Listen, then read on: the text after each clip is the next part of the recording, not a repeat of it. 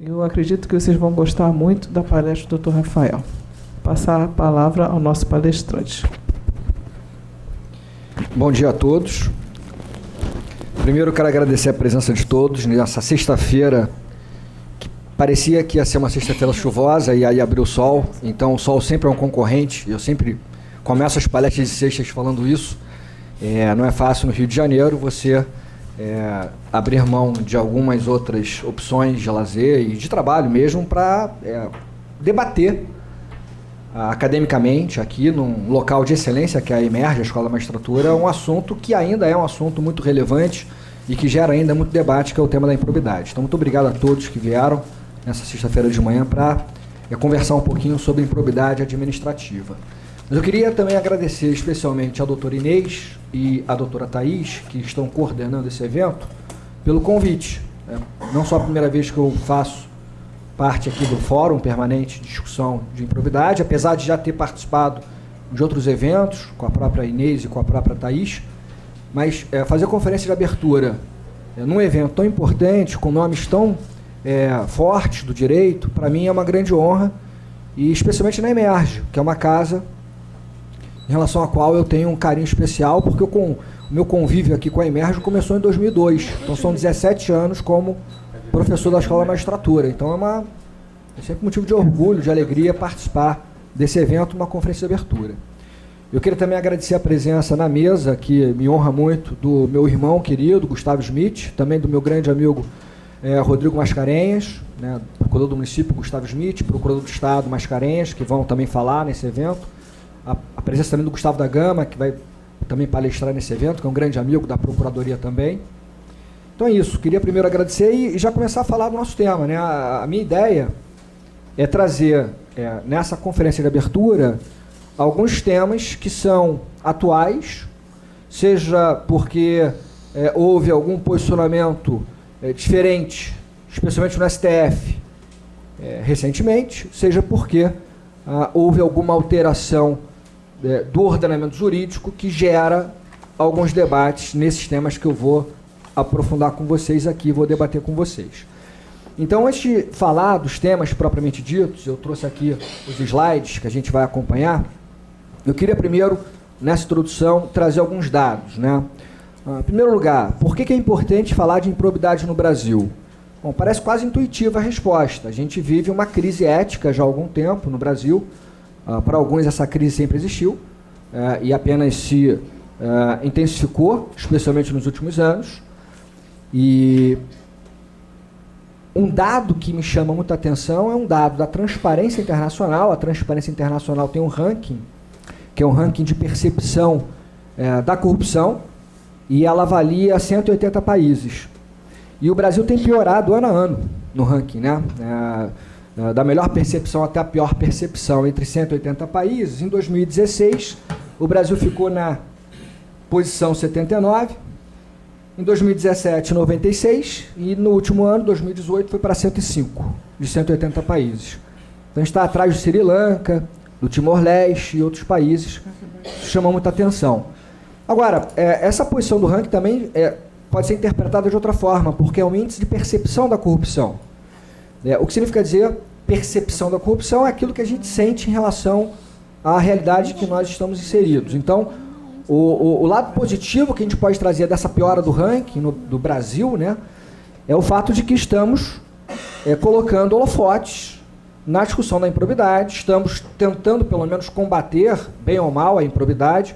Então, isso gera, por um lado, uma, digamos, descortinação do tema, então as pessoas têm mais acesso às informações e o combate se intensifica e a percepção de que a corrupção ela realmente existe, ela vai aumentando. Então, tudo tem um lado bom e um lado ruim. O lado ruim é que estamos muito mal posicionados no ranking internacional que trata de corrupção. O lado bom é que estamos talvez numa situação ruim, porque estamos pelo menos tentando resolver nossos problemas. Então, copo meio cheio, copo meio vazio, depende de cada um que vai interpretar esses números. Bom, e um outro lado importante para a gente chegar aos pontos que vamos destacar, o Brasil ele é hoje repleto de normas que tentam combater a corrupção. Eu costumo dizer que não falta norma no Brasil. Nós temos o direito penal, nós temos no direito eleitoral, nós temos no próprio direito ambiental, nós temos dentro do direito administrativo sancionador a lei anticorrupção, a lei de improbidade, nós temos no direito eleitoral a lei de inelegibilidade, e essas normas todas e outras, elas tratam em alguma medida da improbidade ou de atos de corrupção com as consequências que cada legislação vai trazer para esses atos de corrupção. Então, não faltam normas. E aí esse é um problema também, porque o excesso de normas traz, às vezes, uma dificuldade de sistematização dessas normas. E muitas vezes essas normas conflitam, e fica a dúvida de qual norma vai prevalecer, como se interpretar sistematicamente essas normas, e, eventualmente, essa insegurança favorece aquele que atua com improbidade, aquele que pratica o ato ilícito, porque quando você tem insegurança, você tem interpretações variadas, o que não vai faltar também é interpretação favorável para esse que é acusado por improbidade, e, eventualmente, ele consegue amanhã uma prescrição, ou consegue amanhã alguma benesse por conta da dificuldade de aplicação e harmonização dessas normas. Então, eu acho que o grande desafio hoje é sistematizar as diversas normas que tratam de corrupção e principalmente, mudar a cultura de aplicação dessas normas para que elas sejam realmente efetivas. Isso não muda do dia para a noite. Eu tenho percebido uma evolução, né? Acho que esse evento de hoje é um exemplo disso. A gente tem debatido muito improbidade e tem visto, né, o Ministério Público, especialmente, e outros atores, protagonistas, combatendo a improbidade. Às vezes de uma maneira até, digamos, pode ser criticada, talvez excessiva, pontualmente, mas de um modo geral, demonstrando uma preocupação com essa temática. Então vamos lá. Eu vou trazer aqui alguns pontos que me parecem atuais para a gente debater, eu vou trazer eventualmente alguma visão crítica em relação a alguns assuntos para tentar sair do básico. Bom, o primeiro ponto, na verdade, não é um ponto novo, é um ponto bastante antigo que sempre gerou muita polêmica, que é a questão da aplicação da lei de improbidade aos agentes políticos. Então, como vocês devem lembrar, aqueles que já estudaram, aprofundaram o tema da improbidade, existe uma controvérsia muito grande, tanto na doutrina quanto na jurisprudência, em relação à possibilidade de aplicação da Lei 8429 de 92, a lei de improbidade, aos agentes políticos.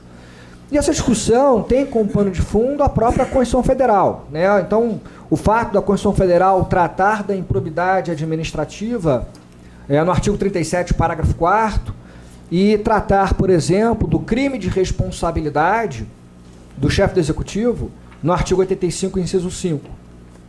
E mencionar lá no 85, inciso 5, que é crime de responsabilidade a prática de improbidade. Então, para os agentes políticos, a Constituição Federal trouxe um tratamento da improbidade, qualificando-a como crime de responsabilidade, e para agentes públicos em geral, trouxe a regra geral do artigo 37, parágrafo 4º, tratando da improbidade, e essa norma foi regulamentada pela lei de improbidade. Então, tem uma polêmica muito grande a respeito da aplicação da LIA, Lei de Improbidade Administrativa, aos agentes políticos. E aí, depois de muita polêmica, de um lado, alguns autores sustentando que a lei de improbidade não se aplicaria aos agentes políticos, que eles só responderiam com base na lei do crime de responsabilidade, por conta de ser uma lei especial, outros dizendo que poderia ser aplicada, ou poderiam ser aplicadas as duas normas, e não haveria bis in idem, porque são normas de natureza diversa. O fato é que o Supremo Tribunal Federal, ele, há algum tempo, trouxe uma decisão do plenário, uma decisão que gerou muita polêmica interna no tribunal, a famosa reclamação 2138, e na reclamação 2138, por 6-5, o STF trouxe uma posição bastante polêmica. Eu, pessoalmente, sempre critiquei, e eu diria que a doutrina, de modo geral, criticava. O Supremo, naquela controvérsia toda, se posicionou no passado, na reclamação 2138, pela inaplicabilidade da lei de improbidade aos agentes políticos, entendendo que o agente político, ao praticar improbidade, ele deveria responder tão somente com base na lei do crime de responsabilidade. Era uma hipótese que envolvia ministro de Estado, mas a argumentação do Supremo foi essa: agente político estaria afastado da LIA, só responderia pela lei do crime de responsabilidade. Bom, o fato é que a doutrina, de modo geral, criticava essa decisão, né? Eu sempre critiquei no meu livro de improbidade essa decisão, né? Emerson Garcia, que vai participar do evento, também tinha uma visão crítica, e a professora de Pietro, o professor Carvalhinho, os autores em geral, criticavam a decisão do Supremo. Porque esse afastamento da lei de improbidade ao agente político traria uma inefetividade para o combate à corrupção, porque o agente político, gostando ou não, é aquele que toma decisões fundamentais de Estado, e muitas dessas decisões podem ser debatidas ou discutidas à luz de uma eventual violação à legislação de improbidade ou qualquer outra norma. O fato é que a doutrina criticava muito essa posição. E o próprio Supremo, ele a todo momento era questionado se ele manteria ou não essa posição, até porque foi 6-5 o placar, né? Então houve uma mudança na composição do Supremo em relação aos seus ministros de lá para cá.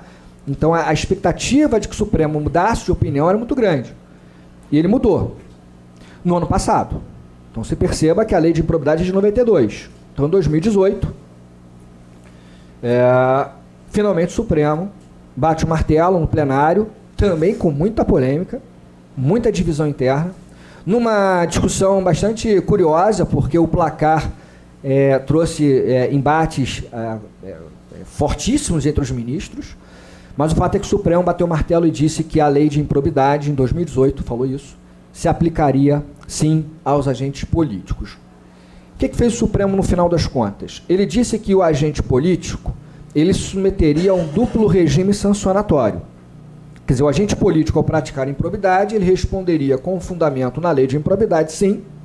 O Supremo, então, mudou a sua opinião tradicional.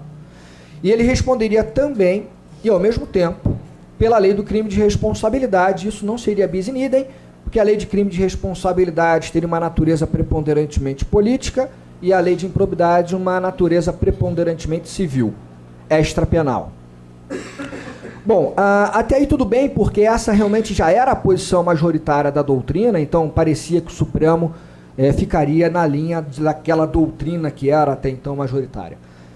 Mas aí o Supremo, quando bateu o martelo, ele fez uma ressalva. O problema, às vezes, o problema é a vírgula, né? Ele fez uma vírgula. Ele disse: olha, os agentes políticos submetem ao duplo regime sancionatório, vírgula, salvo o presidente da República. A única ressalva feita pelo Supremo foi o presidente da República. E o argumento dos ministros foi que o presidente da República, por essa disposição constitucional que eu mencionei há pouco, o artigo 85, inciso 5, que diz lá que é crime de responsabilidade do presidente da República a prática de improbidade, e aí você conjuga o 85, inciso 5, com o artigo 52 da Constituição Federal, o Senado vai processar e julgar o presidente da República por esse crime de responsabilidade, decretando a perda do cargo e a suspensão de direitos políticos, o impeachment.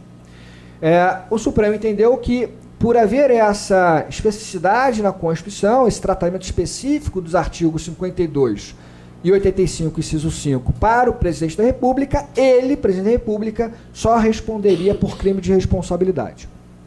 Não se aplicaria a lei de improbidade a esse agente específico. Então, em resumo, o que o Supremo está dizendo desde o ano passado: a lei de improbidade se aplica aos agentes políticos em geral, juntamente com a lei do crime de responsabilidade. A única ressalva, o presidente da República, esse só responderia pelo crime de responsabilidade. Eu critico essa decisão. Eu já tenho posição crítica em relação a esse julgado.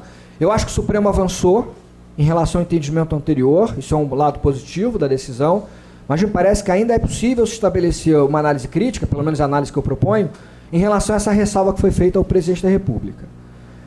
Você poderia discutir a própria ressalva, eu discuto a própria ressalva. Eu não vejo nenhum problema de submeter o presidente da República à lei de improbidade, ressalvando tão somente essas duas sanções que são específicas para o Senado, que é a perda do cargo e a suspensão de direitos políticos.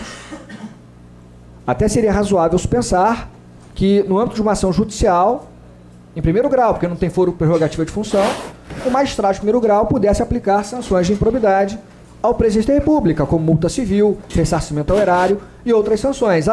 Mas salvo, aí assim, a ressalva salva a perda do cargo e suspensão de direitos, porque essas só o Senado, pela Constituição Federal. Então essa seria uma crítica minha. eu não vejo por que afastar completamente da lei de improbidade o presidente da República. Poderia-se pensar numa posição intermediária, aplicação parcial de algumas sanções ao presidente, para compatibilizar com aquela questão específica do impeachment. E ainda que você admita a ressalva mais genérica, como fez o Supremo para o presidente da República, por que não ressalvar o governador de estado e o prefeito? Né? Por que não aplicar a simetria quando você trata do artigo 85, inciso 5 do 52? O governador do estado, se praticar improbidade, vai responder pela improbidade, e crime de responsabilidade, na Assembleia Legislativa vai responder pelo crime de responsabilidade. Mesma coisa o prefeito. Por isso se discutir isso. Por que não trazer o mesmo raciocínio para os outros chefes do Executivo e por que só ressalvar o presidente? Também é uma outra crítica que eu levanto e eu deixo então para vocês aí pensarem. O fato é que, atualizando então esse primeiro grande tema, o Supremo Tribunal Federal, mudando a orientação que ele já tinha trazido no próprio plenário, em 2018 ele passa a entender, com críticas ou não, dependendo da posição que você vai adotar, que os agentes políticos submetem a um duplo regime sancionatório. Respondem pela lei de improbidade, se aplica a lei de improbidade ao agente político, está dizendo o Supremo, e também lei do crime de responsabilidade. A única ressalva literal foi o presidente da República, esse não responderia pela improbidade, tão somente pelo crime de responsabilidade. Bom, o segundo ponto que eu destaco aqui, ele é relevante, na minha visão, porque ele sofre aí um impacto também no ano passado, não por conta do Supremo, agora por conta da LINDB, a Lei de Introdução às Normas do Direito Brasileiro. Ela foi alterada no ano passado, foram inseridas as normas dos artigos 20 ao 30, para falar basicamente de direito público. Uma preocupação muito grande nas alterações da LINDB em relação ao controle exercido não só pela administração pública na autotutela, mas o controle exercido pelo Poder Judiciário, o controle exercido pelos tribunais de contas em geral. E aí a LINDB, ela traz, por exemplo, no artigo 28, a ideia de que o agente público, aquele pelo menos que toma decisões e aquele que emite opiniões técnicas, que o agente público ele só seria responsabilizado pessoalmente no caso de dolo, ou falta grave, ou erro grosseiro. Vou usar como sinônimos isso, tá? Falta grave ou erro grosseiro. Quer dizer, a ideia seria da LINDB a seguinte, que o agente público toma decisões e que emite opiniões técnicas, ele só seria responsabilizado pessoalmente em casos graves. Comprovado o dolo, a intenção, ou comprovado uma falha grave, uma culpa grave, um erro grosseiro, o nome que você queira lá utilizar. Afastaria-se, portanto, contrário senso, a responsabilidade desse agente em casos de culpa leve ou culpa média, enfim, erros, digamos, administrativos que não sejam classificados pelo órgão de controle como erros graves.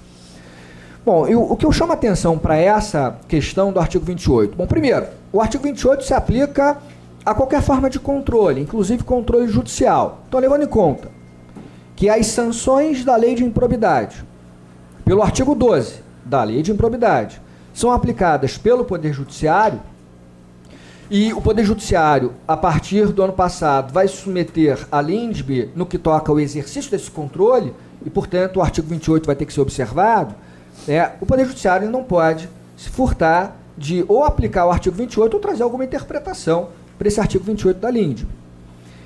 Mas aí, me parece, não seria uma grande novidade em si mesma se a gente pensar na própria jurisprudência do STJ.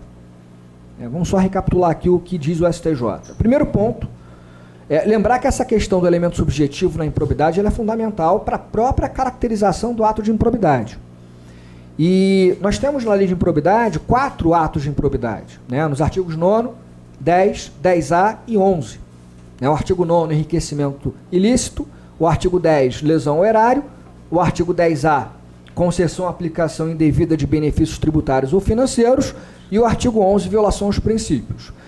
E, de acordo com a tese que tem prevalecido, não só na doutrina, mas também no STJ, a regra geral para a configuração da improbidade é a configuração do dolo, a presença da intenção. E apenas um ato de improbidade admitiria a forma culposa. Esse tema é polêmico, mas essa é a tese que tem prevalecido, seria o artigo 10, que fala de lesão ao erário. Porque literalmente é o único que fala em dolo ou culpa, fala culpa, literalmente lá sublinha se quiser. Então, o que fala o STJ em relação a esse ato de improbidade que poderia ser praticado na modalidade culposa? O artigo 10, lesão ao erário. O STJ já há algum tempo exige, muito antes da LINDB, já exige que para a configuração do ato de improbidade por lesão ao erário, essa culpa indicada no artigo 10 teria que ser uma culpa grave, um erro grosseiro. Então o STJ, pelo menos em algumas decisões que ele trouxe esse debate, ele tentou diferenciar aquilo que é muito complicado diferenciar às vezes. Esse é um problema, e esse é um problema para os órgãos de controle em geral, Ministério Público, controles internos, Poder Judiciário, separar o que é o erro e o que é a improbidade. Porque tem havido, às vezes, alguns exageros em apontar o dedo para qualquer gestor que tomou uma decisão que é diferente daquilo que um órgão de controle entende como correta. Então, confundir o erro administrativo com o ato ímprobo. Então, há esse desafio. E aí, para tentar fazer um filtro, a questão do elemento subjetivo. Então, o STJ entende que para a configuração da improbidade culposa, seria necessário o erro grosseiro ou a culpa grave.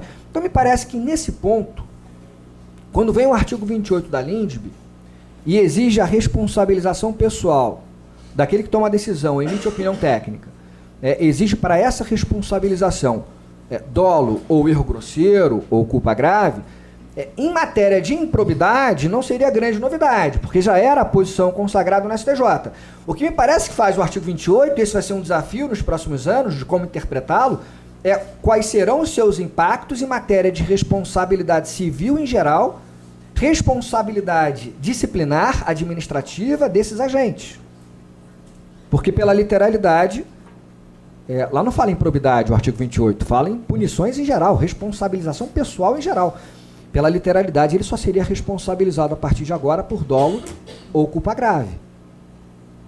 Em qualquer esfera. Civil, administrativa, penal. Enfim, então esse é um debate interessante, e aí o que me parece, no final, fazendo o diagnóstico, é que em matéria de improbidade, o artigo 28 apenas reforça aquilo que em matéria de improbidade o STJ já dizia. Né? Que em relação à modalidade culposa, o dolo já era uma exigência, na modalidade culposa, só culpa grave ou erro grosseiro.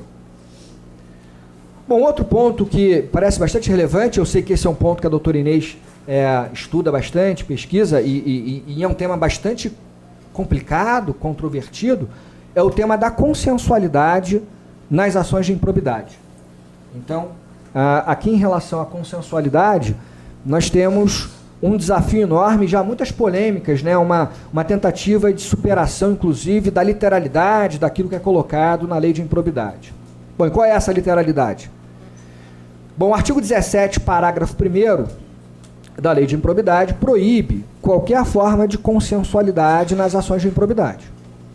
Então, proíbe que se faça mediação, acordo, conciliação, qualquer forma de consensualidade seria afastada literalmente da ação de improbidade pelo artigo 17, parágrafo 1º da LIA. Bom, o que a gente vê, no entanto, é uma tendência em todo o direito público sancionador de fixação de instrumentos consensuais na aplicação desse, repito, direito público sancionador. Então, você vai, por exemplo, para o próprio direito penal. No direito penal você já tem alguns instrumentos de consenso.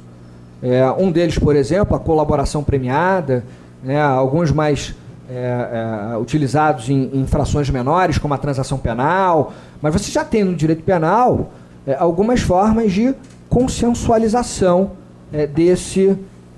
dessa disciplina específica, que é bastante importante em matéria sancionadora. Direito penal seria um direito aí de última ratio, um direito que traz sanções gravíssimas. Bom, mas no próprio campo da tutela coletiva, e a ação de improbidade se insere na tutela coletiva, nós temos também instrumentos de consenso.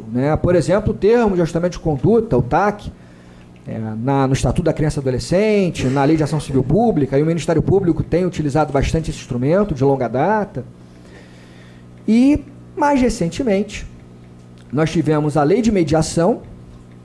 A Lei de Mediação no Brasil prevê, inclusive, literalmente, a possibilidade de mediação nas ações de improbidade. o artigo 36 da Lei de Mediação, o Código de Processo Civil, CPC, que prevê, não falando de improbidade, mas o CPC ele fomenta a todo momento a atuação consensual, mediação, conciliação, exige a criação de câmaras de mediação e consenso no âmbito da administração pública, e aí é um dever de casa que as administrações públicas, em sua grande maioria, ainda não, a sua grande maioria não efetivou isso ainda, né, na prática. A AGU já tem câmara de mediação, mas muitos municípios e estados não têm. Mas o fato é que nós temos no CPC também essa tendência da mediação. E a lei anticorrupção, que é de 2013, anterior ao CPC, a lei anticorrupção, ela prevê o acordo de leniência e a possibilidade de você afastar algumas sanções e atenuar outras sanções em matéria de punição de pessoas jurídicas que praticam atos de corrupção. Então, o que a gente percebe é que a lei de improbidade é de 92. E se a gente pegar um histórico, de 92 em diante, toda a legislação confirma uma tendência de consensualidade no direito público sancionador. É verdade que a lei de improbidade não foi objeto ainda de uma alteração específica. Até foi, né? Teve uma medida provisória em 2015 que revogou o artigo 17, parágrafo 1º, e com a revogação não haveria mais óbice para se fazer mediação e conciliação nas ações de improbidade. Mas essa medida provisória que revogou o artigo 17, parágrafo 1º, ela não foi convertida em lei, ela perdeu, portanto, sua eficácia e voltou a valer o artigo 17, parágrafo 1º. Então, qual é o cenário hoje? Você tem a vedação expressa na lei de improbidade para fazer qualquer tipo de consensualidade na lei de improbidade, e todas as demais normas que tratam de direito público sancionador, algumas até com sanções mais graves, admitem consenso. Então, como interpretar isso? Nós temos excelentes autores que vão dizer que prevalece o artigo 17, parágrafo 1º, a literalidade. Não pode fazer consenso, não pode haver consenso nas ações de improbidade. Não cabe acordo, não cabe conciliação, mediação, etc. E outra parcela, e eu me filio a essa outra parcela vai sustentar que houve uma revogação tácita do artigo 17, parágrafo 1º da LIA, por todas essas outras normas que permitem consenso. Então, fazendo uma interpretação sistemática de todo o ordenamento, a gente poderia trazer uma derrogação, uma revogação tácita desse artigo 17, parágrafo 1º da Lei de Improbidade. Bom, o Conselho Nacional do Ministério Público, o CNMP, ele tem uma resolução relativamente recente, em que ele, CNMP, admite a conciliação nas ações de improbidade. Em Minas Gerais, salvo engano, no Paraná, certamente, no âmbito do Paraná, o Ministério Público do Paraná também tem, dentro do seu conselho respectivo lá, uma norma que admite conciliação nas ações de improbidade. Não são todos os ministérios públicos que adotam essa tese, nós temos uma resolução do CNMP e alguns ministérios públicos estaduais trazendo também suas próprias resoluções, mas está longe de ser um tema tranquilo e pacífico. Até porque, mesmo adotando a tese de que pode haver algum tipo de acordo na ação de improbidade, ainda fica a dúvida. Qual é a abrangência desse acordo? Esse acordo pode afastar quais sanções da lei de improbidade? É muita insegurança. Então, talvez fosse melhor uma alteração formal da lei para se trazer os critérios mais seguros, mais objetivos, para se permitir essas consensualidades na ação de improbidade. Mas o fato de que o artigo 17, parágrafo 1º, que proíbe isso, proíbe consenso, que ele está defasado, na minha opinião, revogado tacitamente pelas demais normas que vieram depois da LIA, isso é, para mim, um fato, apesar de muita polêmica sobre esse tema. E chegando aqui perto do final, eu apresento uma outra questão, que é a questão da prescrição nas ações de improbidade e a questão do ressarcimento ao erário, que foi objeto de decisão do STF no ano passado. Aliás, 2018 foi um divisor de águas, não? Foi um ano marcante para a improbidade, porque o Supremo trouxe duas decisões em relação a temas bastante polêmicos. Aquela primeira questão que vimos, em relação aos agentes políticos, e agora em relação à questão da prescrição no ressarcimento ao erário. Bom, o primeiro ponto a norma da lei de improbidade que fala de prescrição, ela é muito ruim. Ela é muito ruim. Ela é omissa, ela confunde, ela não traz segurança, na minha visão. Você vai lá para o artigo 23 da LIA, que é a norma que trata de prescrição, aí você tem lá um inciso que fala de pessoas que ocupam exercem função de confiança, ocupam cargos de comissão ou exercem mandato.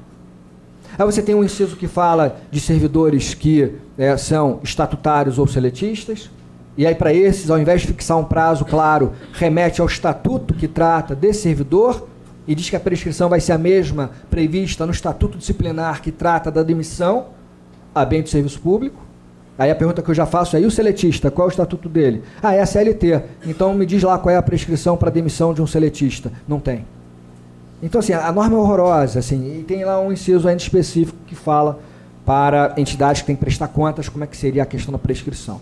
Então, é uma norma que é lacunosa, é uma norma omissa, traz muitas polêmicas, e uma das discussões clássicas é a questão da prescritibilidade ou imprescritibilidade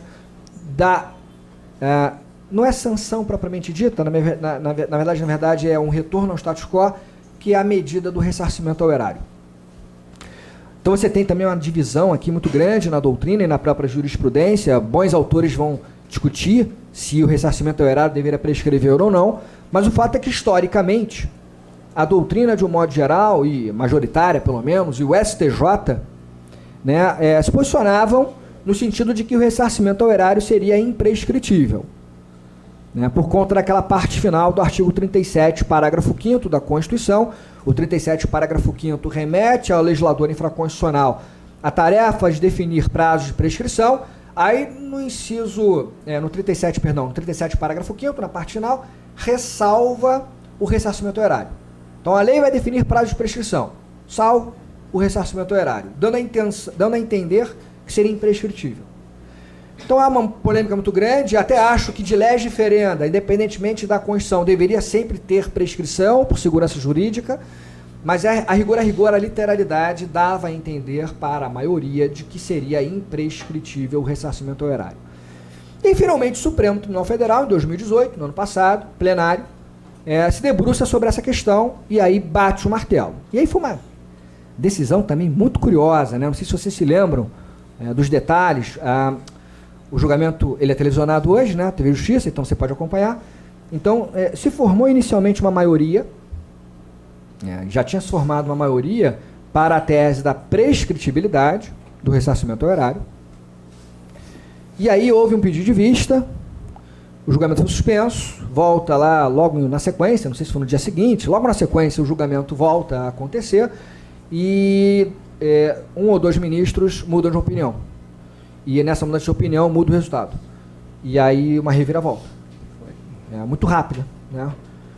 Muito rápida. Em menos de uma semana.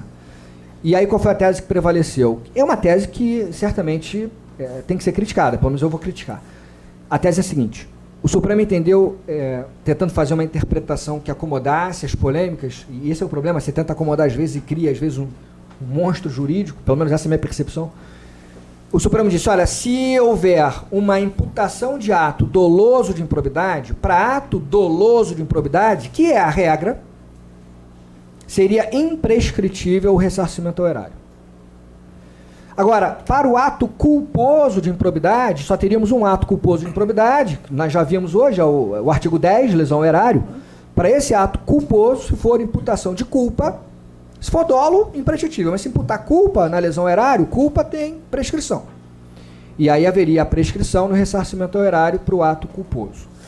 E aí a minha crítica é a seguinte: bom, primeiro, em nenhuma norma constitucional, em nenhuma norma infraconstitucional também, em nenhuma norma jurídica, o legislador fez distinção entre ato doloso e culposo para fins de diferenciação de prazo de prescrição. Então a lei de improbidade, quando fala de prescrição, não faz essa distinção, a Constituição Federal não fez. Então, assim, parece que houve aí um avanço do Supremo em relação a uma questão que não tinha sido deliberada pelo legislador. O Supremo inovou. Me parece que essa é uma primeira crítica. E a segunda crítica eu não vejo muito sentido na distinção entre ato doloso e culposo para fins de prazo de prescrição. E, aliás, aí eu vou abranger a minha crítica vai ser um pouco mais ampla. Eu vou abranger minha crítica em relação a todo o artigo 23 da lei de improbidade. Essa distinção de prazo de prescrição, o Supremo fez para ato doloso e culposo, se prescreve ou não prescreve, mas a própria distinção legal de prazos prescricionais para aqueles que ocupam cargos em comissão ou têm função de mandato, função de confiança. Outros prazos específicos para servidores que são estatutários, outros que são seletistas. Outros prazos específicos. Essa distinção de prazo, na minha visão, ela é ruim. Porque a gravidade da improbidade, ela se dá pela própria configuração da improbidade. Eu quero dizer o seguinte, não me importa quem praticou a improbidade. Se foi o Joãozinho, se foi a Maria, se foi um agente público estatutário, se foi um seletista, se foi um contratado temporariamente pelo Estado, não importa. O que importa é que o ato de improbidade ele é grave por si só. Ainda que você possa fazer a dosagem na aplicação de sanções, ele é grave por si só. Então não me parece razoável diferenciar prazo de prescrição em relação à autoridade que o pratica. Até porque isso gera situações esdrúxulas, né? Se você tiver conluio entre estatutários diferentes praticando improbidade, um estatutário estadual, um estatutário municipal, um estatutário federal, a lei de improbidade diz que o prazo de prescrição tem que ser vista lá no respectivo estatuto disciplinar de cada servidor. Poderia haver uma situação em que o estatuto lá federal fala em 5 anos, para prescrição, para sanção de demissão, 5 anos para o servidor estatutário federal. E o estatuto do servidor estadual e municipal pode falar em 4 anos, 3 anos, um prazo diferente.